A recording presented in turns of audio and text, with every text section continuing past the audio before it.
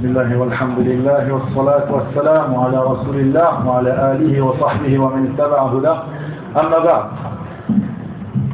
On va essayer de finir la traduction avant la prière de l'Asr, Inch'Allah, donc on va aller assez rapidement. Avant de commencer, on voulait juste faire un tout petit rappel par rapport à la traduction. En fait, la traduction, c'est quelque chose de très précis.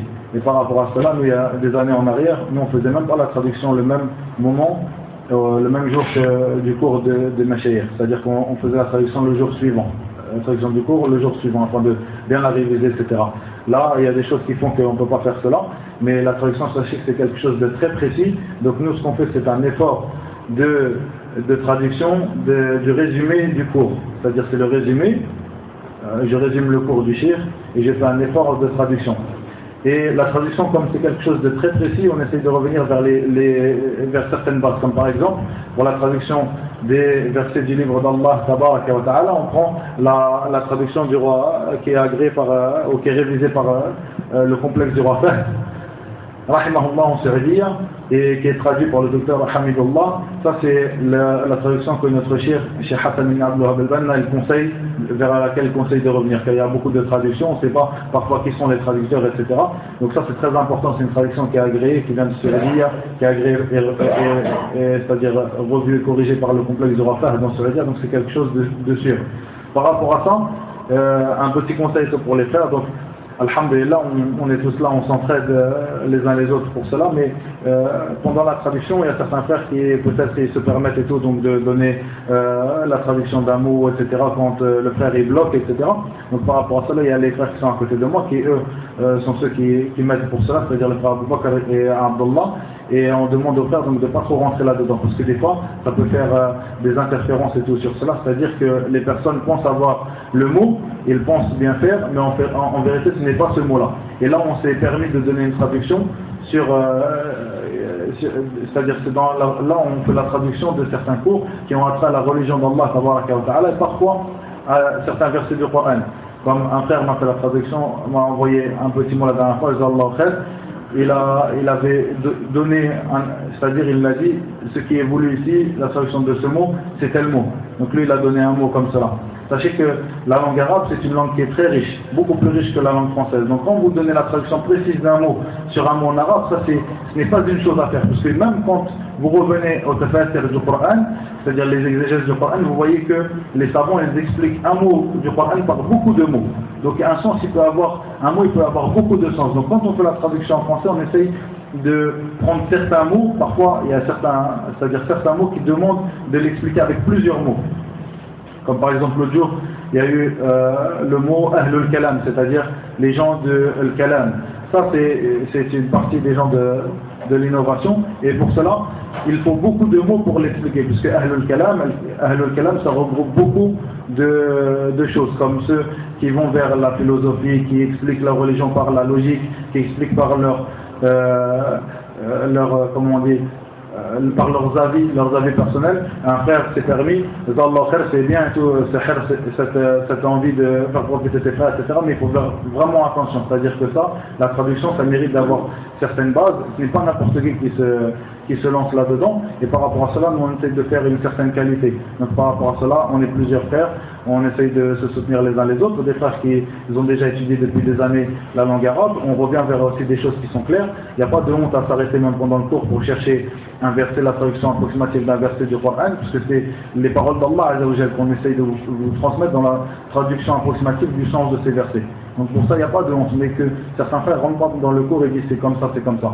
Parce qu'il y a un frère, par exemple, pour Ahl al-Kamal, avait dit c'était les gens de la spéculation. Sa parole n'est pas fausse, mais il faut savoir que de dire que les gens Ahl al-Kalam c'est les gens de la spéculation, ça ce n'est pas quelque chose de complet. Donc si on traduit ça par les gens de la spéculation, on n'aura pas dit on n'aura pas saisi le véritable sens de cette parole-là. L'autre jour aussi, il y avait une autre chose, un frère qui s'est permis de faire ces choses-là. Quand on revient vers la traduction qui est agréée et qui est révisée par le complexe du roi Fahd, on voit que c'est un autre sens encore. Donc par rapport à cela, il faut essayer de ne pas trop rentrer là-dedans. Sauf un frère qui vraiment lui, il a des bases, etc. Il veut nous aider, c'est une très bonne chose. Mais que n'importe qui en fait, parce que ça revient à parler dans la religion d'Allah sans science. Dire là, on se permet de traduire les paroles d'Allah, les paroles de son prophète sallallahu alayhi wa sallam, les paroles des savants, sans avoir une certitude quand nous faisons cette traduction. Les erreurs, c'est pas un problème de les faire, mais il ne faut pas se lancer comme cela sans avoir une certitude sur ces choses-là, ou en tout cas avoir une certaine science sur cela. Barakallahu fikum. Donc le cheikh, comme on a l'habitude de faire, avant chaque cours, le cheikh que nous avons appelé aujourd'hui, c'est Cheikh Yassine Chouchar, Hafidahullah d'Algérie. Il fait partie des mashayikh qui sont recommandés par les mashayikh d'Algérie comme Cheikh Mohamed Ali Farkous et Cheikh Abdelghani Al-Ouaissat et autres que eux. Il fait partie des mashayikh qui font des efforts dans la da'wah et qui ont beaucoup de cours qui sont répandus, qui sont dispensés là-bas en Algérie dans sa mosquée, car c'est un imam d'une mosquée, et aussi en dehors de sa mosquée pendant des séminaires avec les autres mashayikh comme Cheikh Izzin Ramadani, Cheikh L'Azhar, Sniqra, aussi d'autres que comme Cheikh Abdel Hakim, Al-Wahrani et autres que eux. Donc nous voyons que ce cheikh est quelqu'un de connu et qu'il est mis en avant. Et parmi donc la chose qui est la plus importante pour nous, comme on a l'habitude de dire, hormis le fait de savoir où a étudié cette personne, qui est un des mashayikh d'Algérie qui a étudié là-bas en Algérie, auprès de ceux qui sont plus avancés que lui dans la science, comme Cheikh Mohamed Ali Farkous et autres que lui. Il faut vraiment toujours cette chose sur la base de la parole de Mohammed ibn Sirin. Inna hadha al-ilma dinun tanzuru wa amman ta'khuduna dinakum. Car cette religion est une science, donc regardez de qui vous l'apprenez. Nous mettons en avant les recommandations des gens de science. Parmi ces recommandations, la recommandation de Cheikh Mohamed Ali Farkous, aussi celle de Cheikh Abdelghani Al-Ouaissat, Hafidahumullah. Et le cours qui a été dispensé aujourd'hui, c'est l'explication et l'apport-titre cette parole qui est une parole de l'imam Malik rahimahullah, où il disait la sunna et l'arche de Nuh alayhi salam. Et donc le cheikh a pris cela comme titre pour ce cours et a expliqué aussi cette parole. Donc on va essayer de faire assez court. Il y a eu certains problèmes pendant le cours, donc le son, des petits problèmes de son, de certaines choses, donc on va essayer de faire court. Il y a certains points qui m'ont échappé aussi, donc on va essayer de faire comme Allah Azza wa Jalla nous le permet et on lui demande le succès. Tabaraka wa ta'ala. Donc après l'introduction, le cheikh Hafidahullah a rappelé un des buts de ces appels. Et les buts de ces appels téléphoniques avec les savants, il y a le fait de faire profiter les gens de l'islam, les musulmans, où qu'ils sont, par ces appels téléphoniques, et de les mettre en relation avec les gens de science et de leur expliquer et de les éclaircir sur le livre d'Allah, la sunna du prophète sallam, d'après la compréhension des compagnons et des pieux prédécesseurs. Le cheikh a fait des du'a pour tous ceux qui ont assisté et il a passé le salam à tous ceux qui ont assisté et les a encouragés à continuer à assister à ces cours, et il a mis en avant donc le bienfait qu'il y a dans le fait d'être en relation avec les savants. Et il a remercié aussi les frères qui ont pu faire ces appels auparavant, le fait de mettre leurs frères en relation avec les savants de la communauté, les savants qui sont recommandés par autres que eux parmi les savants.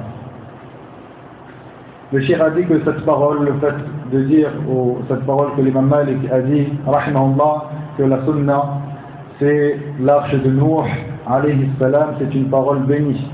Que l'imam Malik a dit, l'imam Malik c'est l'imam de la demeure de l'immigration, du prophète sallallahu alayhi wa sallam, c'est-à-dire que c'était l'imam de Médine, de la ville de Médine, rahimahullah. Et c'est aussi, comme nous le dit le cheikh, c'était l'imam des gens de la sunna à son époque.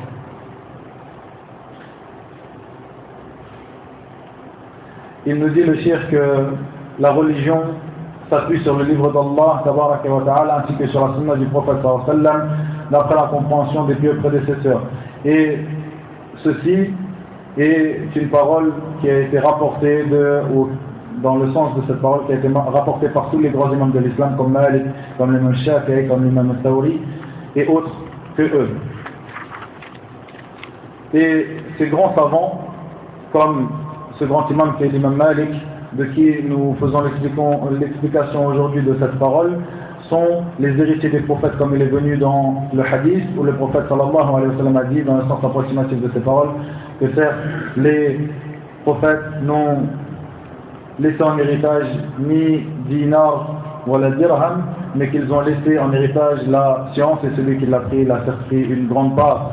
Et c'est pour cela que nous faisons attention et que nous donnons une attention particulière aux paroles de ces grands imams de cette communauté. Il nous dit le cheikh que l'imam Malik, c'est quelqu'un qui a été connu auprès des gens de son époque, il a été connu auprès des savants de son époque, ceux de qui lui-même a pris la science, ceux parmi ses élèves qui ont pris la science de lui et ceux qui étaient à son niveau, parmi ceux qui ont étudié en même temps que lui. Et jusqu'à notre jour, nous voyons que cette personne, l'imam Malik, rahimahullah, est une des grandes figures de la sunna, ou une des grandes figures qui représente la sunna du prophète sallallahu alayhi wa sallam et qui rapporte celle-ci jusqu'à nous, qui a rapporté la sunna, les paroles et les actes du prophète Muhammad sallallahu alayhi wa sallam jusqu'à nous.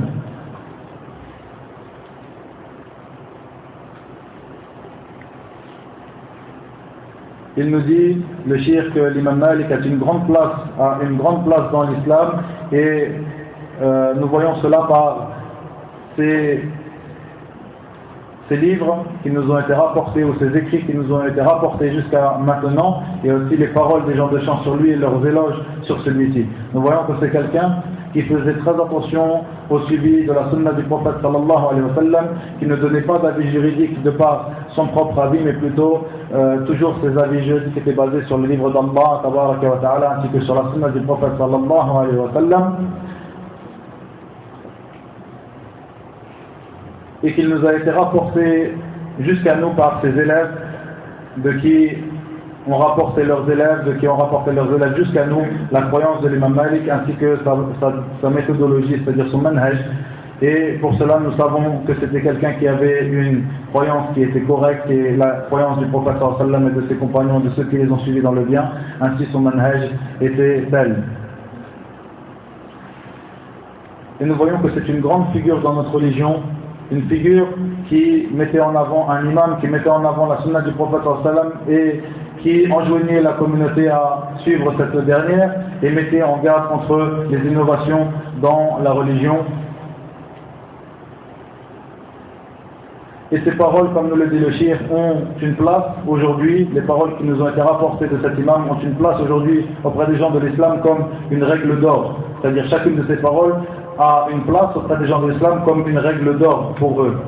Comme cette parole qui nous est rapportée ici, c'est-à-dire que la sunna, c'est l'arche de Nuh, alayhi salam, ceci a une place auprès des gens de l'islam comme une règle d'or pour eux.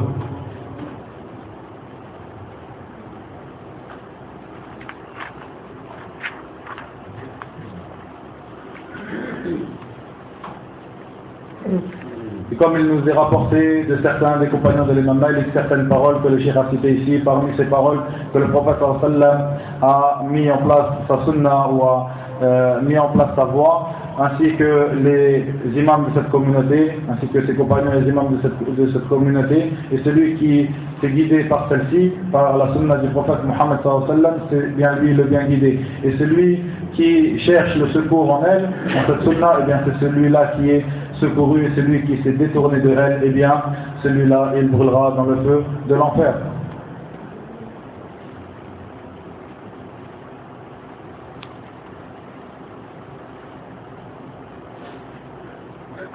Il nous est rapporté aussi de l'imam Malik dans le sens approximatif de ses paroles, d'après Abdurrahman ibn Mahdi, rahimahullah ta'ala, qu'il a dit, cet imam, l'imam Malik, rahimahullah, il n'y a pas une chose parmi ces passions qui sont répandues aujourd'hui, pas une de ces passions n'était connue à l'époque du prophète Muhammad sallallahu alayhi wa sallam, et non plus à celle c'est-à-dire n'était pas connue auprès de Abu Bakr, ni de Omar, ni de Othman.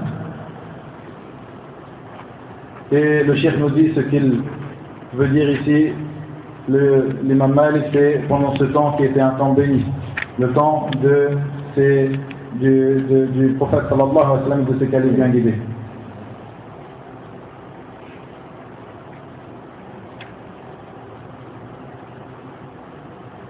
Il est rapporté aussi de l'imam Malik que la cause de la propagation des innovations dans la communauté du prophète Muhammad sallallahu alayhi wa sallam, c'est bien le fait que des gens de sa communauté ont délaissé les traces ou les traditions rapportées de lui et rapportées de ses compagnons. Et comme il a dit, l'imam Malik rahimahullah, dans le sens approximatif de ses paroles, il n'y a pas dans un peuple le suivi, où un peuple n'a pas délaissé le suivi de la tradition prophétique ainsi que celle de ses califes bien guidés et de ses compagnons, sans que les innovations aient apparu dans ce peuple, ou soient apparues dans ce peuple.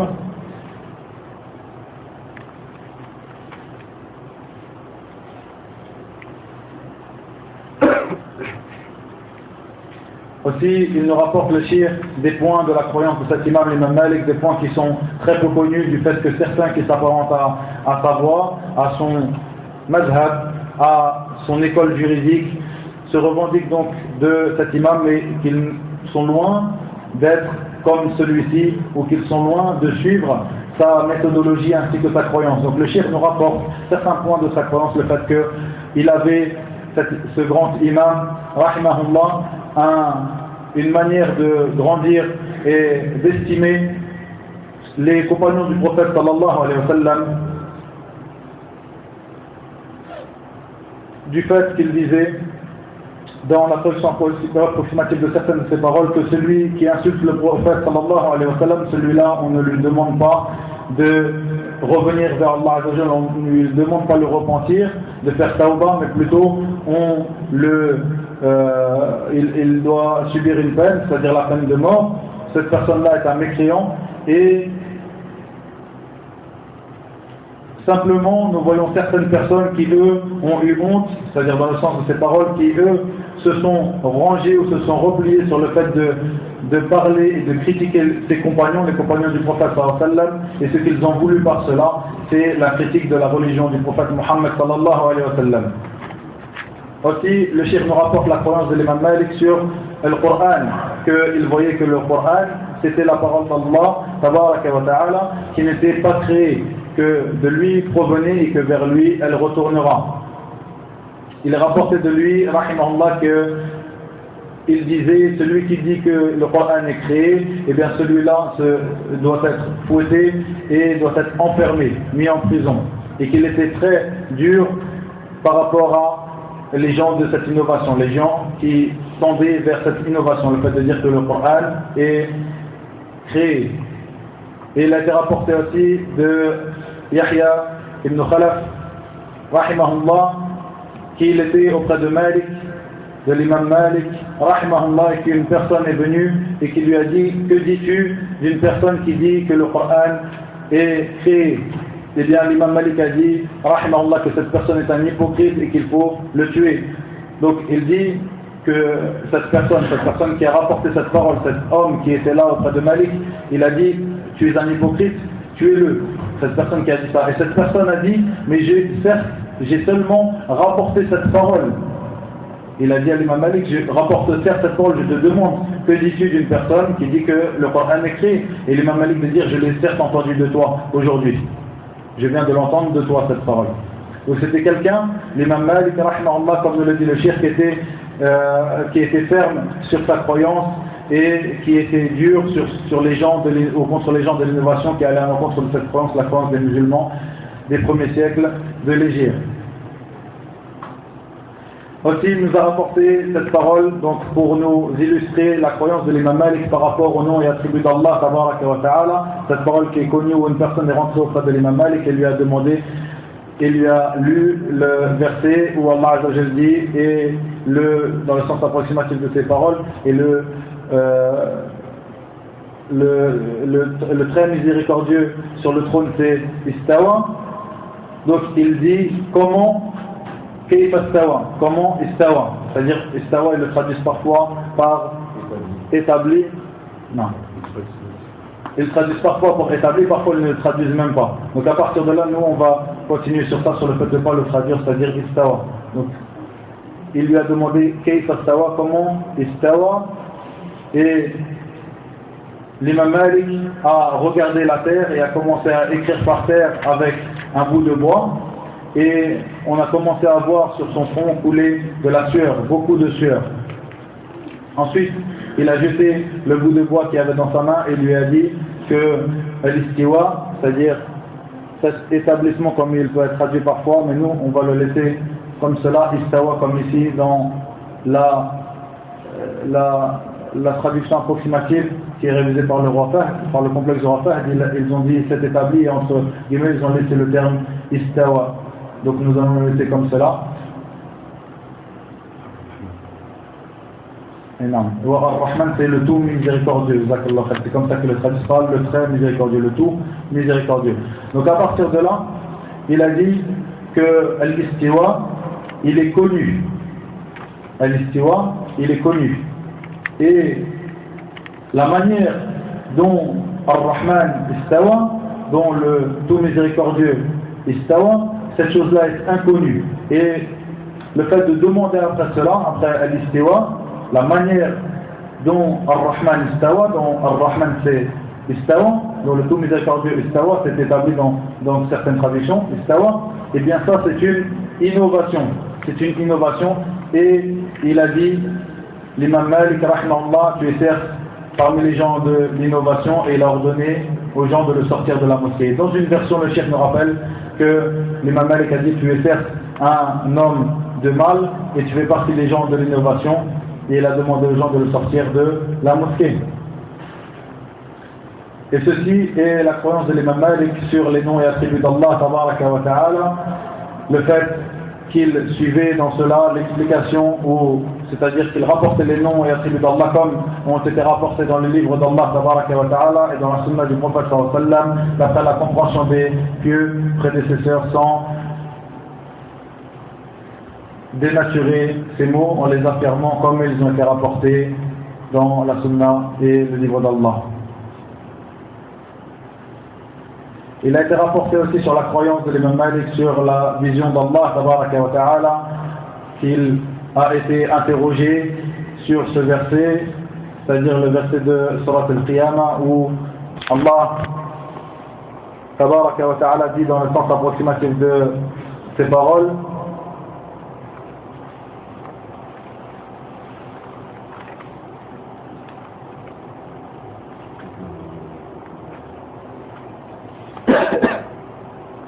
ce jour-là, il y aura des visages resplendissants qui regarderont leur Seigneur. Et l'imam Malik, lorsqu'il a été interrogé sur cette parole, il a dit que les gens regarderont Allah le jour du jugement par leurs yeux, avec leurs yeux. C'est-à-dire qu'ils regarderont avec leurs yeux. Car certaines personnes disaient que, parmi les gens de l'innovation, qu'ils regarderont Allah par leur cœur, avec une vision du cœur. Et l'imam Malik a réprouvé cette parole et il a dit plutôt ils regarderont avec leurs yeux. Et comme cela, ce qui a été rapporté, comme nous l'évoque le cheikh ici, sur l'imam Malik par rapport à sa croyance en la foi, c'est-à-dire que la foi chez les gens de la sunna est une croyance par le cœur et des paroles qui sont prononcées par la langue et des actes fait par les membres et qu'elle augmente et qu'elle baisse. Il est rappelé de l'imam Malik qu'il a dit qu'il a été rapporté de l'imam Malik de plusieurs personnes qu'il disait que la foi est une parole et des actes et que celle-ci diminue et augmente et que certains actes de la foi sont meilleurs que d'autres. Ceci était la croyance de l'imam Malik et qui est la croyance des gens de la sunna. L'imam Malik a-t-il rapporté de lui beaucoup de paroles sur le fait de reprouver, de réprimander ceux qui rentraient dans ce qu'on appelle le jidal, c'est-à-dire la dispute dans la religion, le fait de se disputer, de polémiquer dans la religion.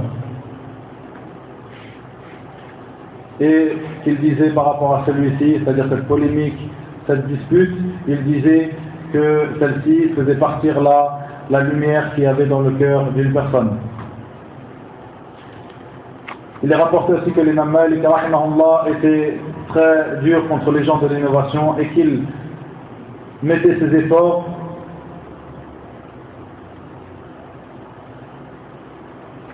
et qu'il faisait de grands efforts mettre en garde contre les gens de l'innovation et du faux par ses paroles et aussi par ses actes, comme il a précédé ici dans la personne qui est venue le voir et qui lui a demandé comment istawa ar-Rahman, et il a ordonné de le sortir de la mosquée.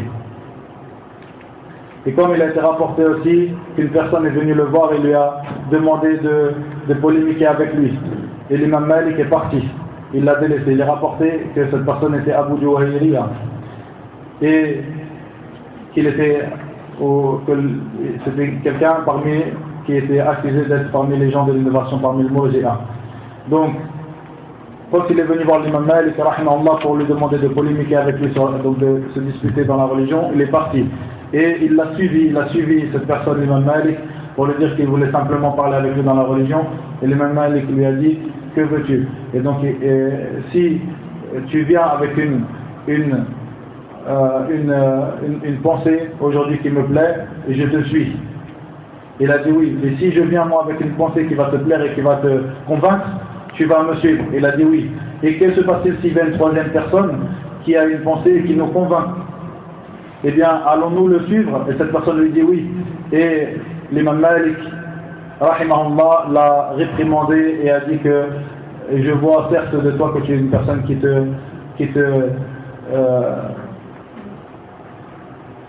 déplace dans ta religion, qui n'est pas ferme dans ta religion.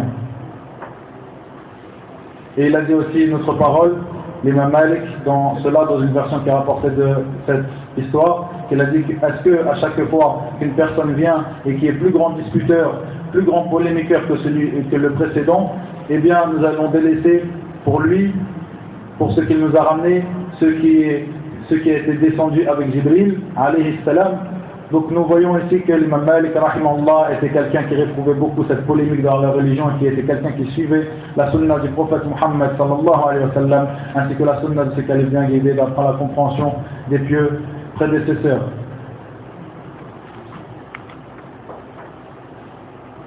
Il est rapporté aussi de lui, de l'imam Malik rahimahullah, qu'il disait que celui qui a inventé, qui a innové dans la religion d'Allah Azza wa Jal, une innovation qu'il voit est une bonne chose, et bien cette personne, il a certes prétendu que Muhammad sallallahu alayhi wa sallam a trompé le message, n'a pas rapporté le message d'une manière sûre, c'est-à-dire qu'il a trompé Allah tabaraka wa ta'ala dans son délivrement, la délivrance du message qu'Allah Azza wa Jal l'a chargé. Et il dit aussi, l'imam Malik rahimahullah, que ceux qui n'étaient pas ce jour-là, c'est-à-dire à l'époque du prophète Muhammad sallallahu alayhi wa sallam, une religion, eh bien ce ne sera pas aujourd'hui, à notre jour, une religion, ce ne sera jamais une religion.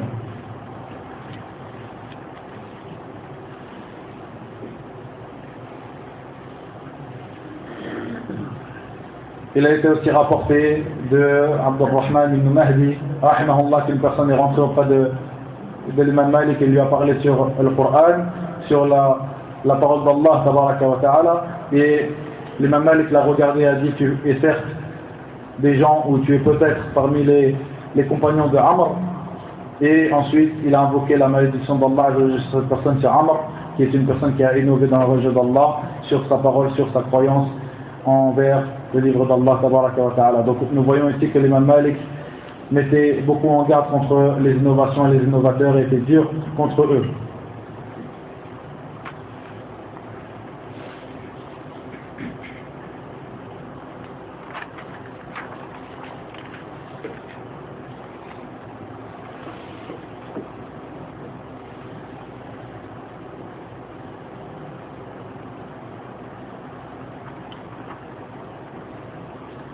Il disait aussi l'imam Malik rahimahullah, comme nous l'a rapporté le cheikh ici, qu'il se voit annoncer la bonne nouvelle celui qui est mort sur la sunna, qu'il se voit annoncer la bonne nouvelle celui qui est mort sur la sunna, qu'il se voit annoncer la bonne nouvelle celui qui est mort sur la sunna. Donc il l'a répété 3 fois. Nous voyons aussi que l'imam Malik a rapporté cette parole qui est très connue de lui, où il dit, rahimahullah, dans le sens approximatif de ses paroles, qu'il ne réformera pas la fin ou les derniers de cette communauté que ce qui a réformé les premiers de cette communauté. À partir de là, le cheikh a commencé, après nous avoir montré qui était l'imam Malik et nous avoir montré son avidité au suivi, ou le fait qu'il était très avide de suivre la sunna du prophète sallam et de mettre en garde contre les innovations dans la religion d'Allah tabaraka wa ta'ala. Le cheikh a commencé à nous expliquer cette parole qui est le titre du cours d'aujourd'hui, qui est que la sunna c'est l'arche de Nuh alayhi salam. Il a commencé par nous rappeler qui avait rapporté cette parole d'une voix sûre et authentique jusqu'à Malik rahimahullah. Il nous rapporte que Al-Khatib al-Baghdadi a rapporté cette parole de l'imam Malik d'une voix authentique, aussi que le Cheikh al-Islam Taymiyyah rahimahullah l'a rappelé beaucoup de fois dans de nombreux de ses livres, aussi l'imam Suyuti et autres que cela. Il nous dit que cette parole, comme il nous l'a cité précédemment, que les gens prenaient les paroles de l'imam Malik comme une règle d'or au jour d'aujourd'hui, ou depuis son temps jusqu'au jour d'aujourd'hui, qu'on connaît ces paroles comme une règle d'or dans notre religion. Il nous dit que cette parole est une base de notre religion, car notre religion est fondée sur le livre d'Allah et la sunna du prophète sallallahu alayhi wa sallam.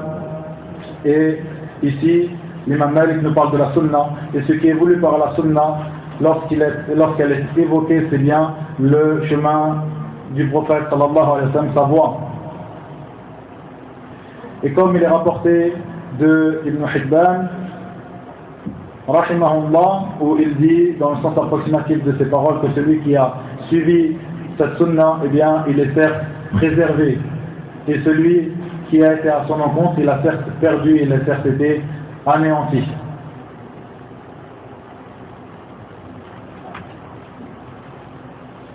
Et le cheikh nous rappelle que certains d'entre nous peut-être pensent que la sunna, ce qui est voulu ici par la sunna, ou ce qui est voulu en général lorsqu'on rappelle la sunna, c'est bien les choses que le prophète sallallahu alayhi wa sallam a enjoint de faire, c'est-à-dire al-nawafil, c'est-à-dire les actes surérogatoires. Et ce qui est voulu ici, ce n'est pas cela, c'est bien la voie du prophète Muhammad sallallahu alayhi wa sallam. Et les deux prédécesseurs de cette communauté, eux, disaient le terme, ou utilisaient le terme sunna, et voulaient par cela l'ensemble de la religion. C'est-à-dire que la sunna, pour eux, était l'ensemble de la religion d'Allah Azza wa Jal, les croyances, la croyance du musulman, ainsi que ses paroles et ses actes parmi les adorations et parmi les bons comportements.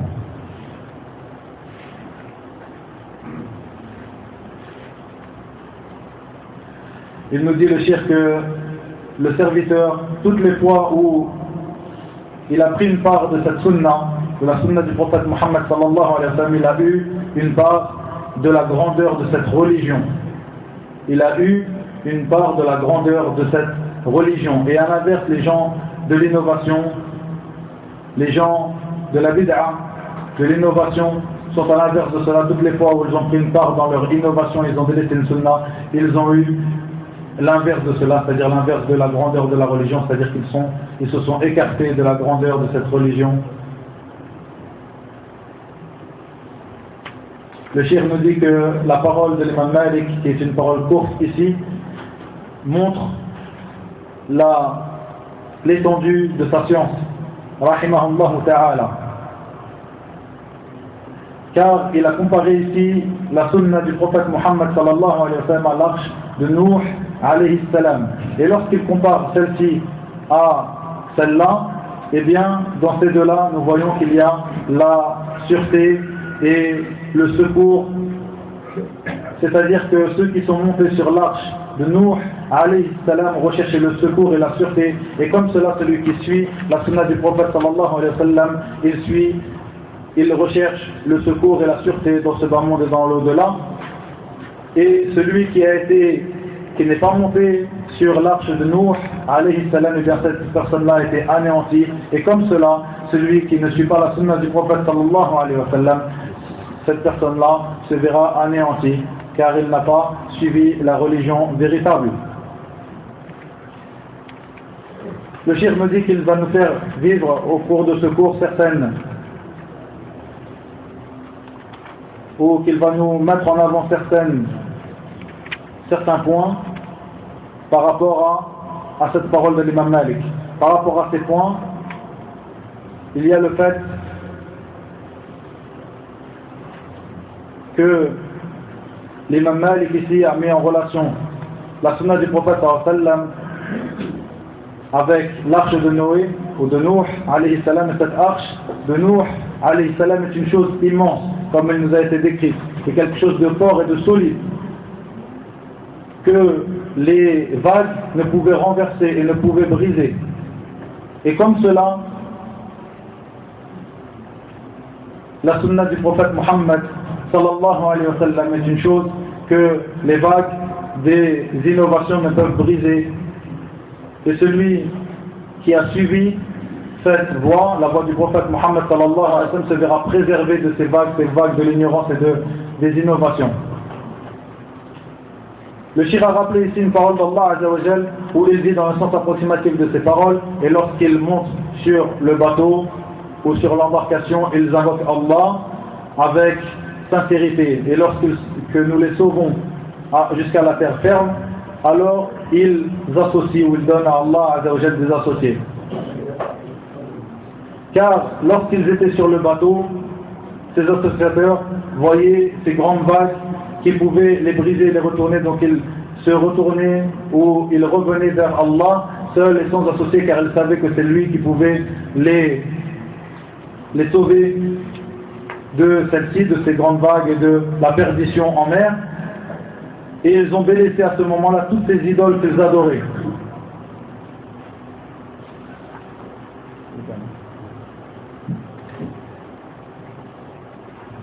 Et au moment où ils sont sauvés et ils arrivent à la terre ferme, ils se sentent en sûreté, alors ils associent à Allah tabaraka wa ta'ala. Le shir nous met en évidence que de nos jours, beaucoup de personnes qui eux-mêmes s'apparentent à l'islam, s'apparentent à cette religion, alors que ici dans le verset, ceux qui est évoqué, ce sont des associateurs clairs.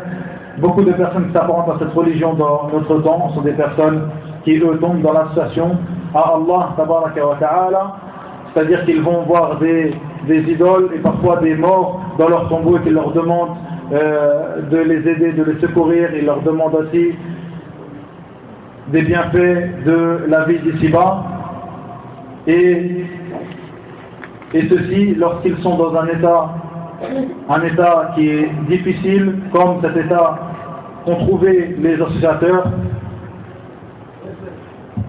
Et Inch'Allah, on va finir après l'adhan.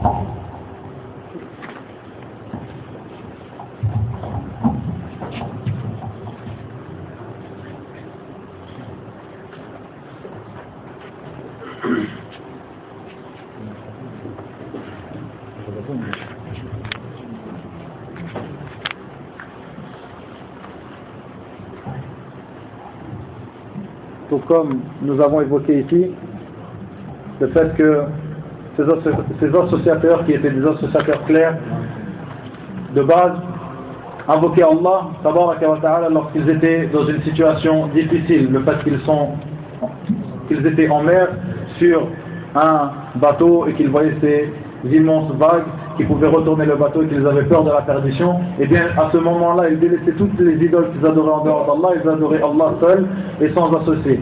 Et lorsqu'ils étaient sauvés, que Allah les avait sauvés et qu'ils avaient atteint la terre ferme, et bien à ce moment-là ils associaient Allah. Le shir ici nous rappelle que beaucoup de personnes malheureusement de cette communauté, eux, associent à Allah tabaraka wa ta'ala dans cet état, c'est-à-dire le fait dans un état difficile, le fait où ils sont dans un état très difficile comme cet état qu'ont trouvé les associateurs lorsqu'ils étaient sur ce bateau, et aussi au moment où ils sont à l'aise, c'est-à-dire qu'ils n'ont pas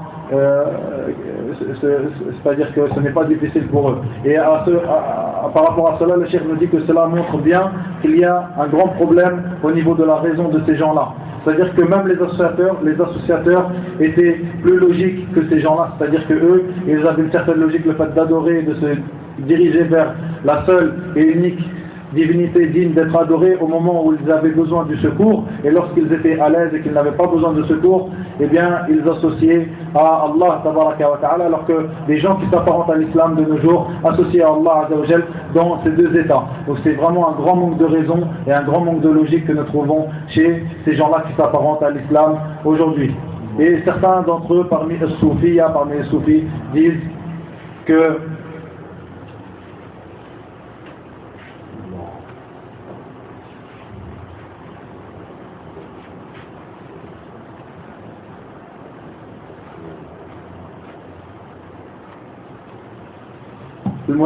ils disent une parole qui est assez difficile à traduire, c'est une parole qui en arabe elle est compréhensible. Après, le fait que eux, au lieu de revenir en gros vers Allah azza wa jal, vers celui qui détient la science de l'invisible, eh bien ils reviennent vers certaines personnes qui ne peuvent ni les secourir, et parmi eux certains, parmi des personnes qui sont dans leur tombe, qui sont morts.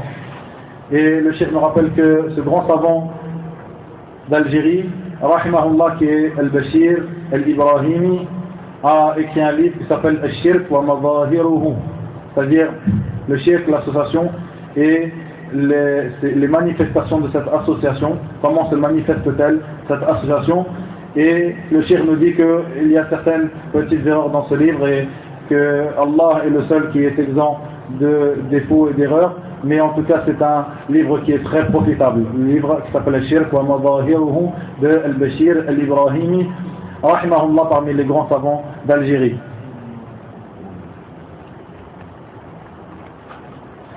Le shirk nous met en évidence que la sunna du prophète sallallahu alayhi wa sallam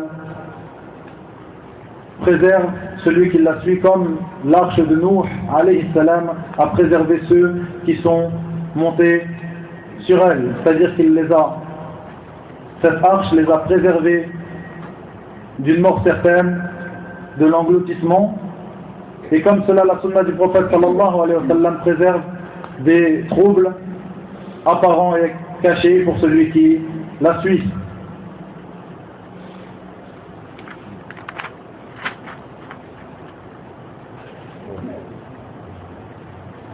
Il nous rapporte aussi une parole, le cheikh, d'un grand savant d'Algérie, rahimahullah, qui est Ibn Badis, où il dit, rahimahullah, que parmi les choses les plus abominables dans cette religion, c'est le fait, c'est-à-dire, bien sûr, cette chose n'est pas abominable dans la religion, c'est-à-dire le fait d'aller en l'encontre de cette religion, parmi les choses qui vont à l'encontre de cette religion les plus abominables, le fait de rajouter dans la religion d'Allah, tabaraka wa ta'ala, de rajouter dans l'adoration à Allah azza wa jal, de rajouter à la sunna du prophète Muhammad sallallahu alayhi wa sallam.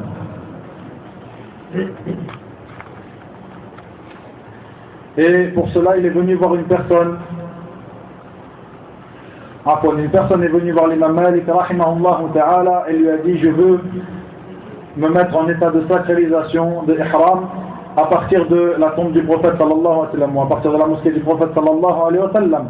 Et l'imam Malik a dit: non, ne fais pas cela. Et cette personne a voulu faire cette chose-là, et l'imam Malik l'a réprouvé, l'a réprimandé en lui disant: est-ce que tu as précédé, ou est-ce que tu fais une chose qui est bonne pour ta religion, une bonne chose dans ta religion, une chose appréciable, une chose que le prophète Muhammad sallallahu alayhi wa sallam lui-même ne t'a pas précédé à celle-ci? Et donc, nous voyons en cela, encore une fois,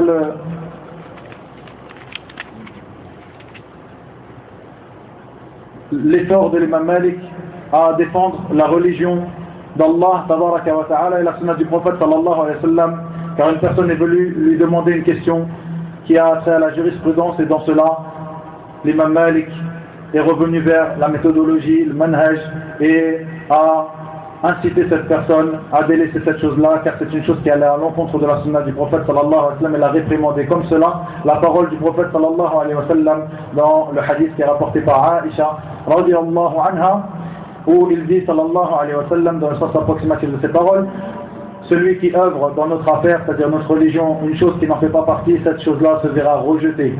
Eh bien oui, cette chose-là est rejetée vers la personne qui l'a œuvrée, car elle était en l'encontre de la sunna du prophète sallallahu alayhi wa sallam.